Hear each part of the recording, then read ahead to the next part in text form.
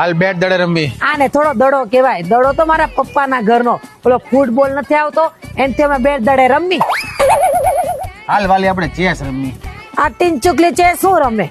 Chess તો મારા પપ્પાના ઘરની અડધા વીઘાની આ જે ખાના છે ને એમાં અમે ઊભા ઊભા રમવી. હાલ વાલી આપણે લસરપટ્ટી ખાઈ. હું આ ટીનચુકલી લસરપટ્ટી કહેવાય? લસરપટ્ટી તો મારા પપ્પાના ઘરની 15મા માળે અમે લિફ્ટમાં જઈ ત્યાંથી અમે લસરપટ્ટી ખાઈ.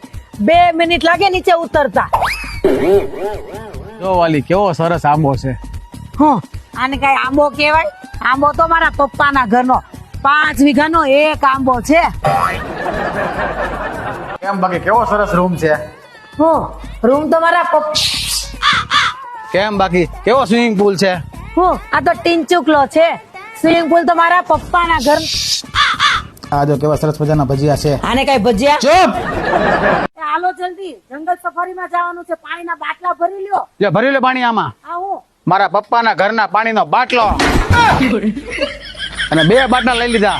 એમાં હું મને તરસ વધારે લાગે છે.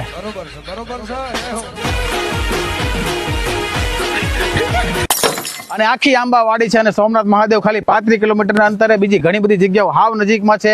તો તમારે તમારા ફેમિલી ફ્રેન્ડ સાથે ગીર ફરવા આવવું હોય ને તો પધારો ગીર હવેલીમાં. ઉપર નંબર આપેલા છે, ફોન કરી બુકિંગ કરાવી જ નાખજો. હા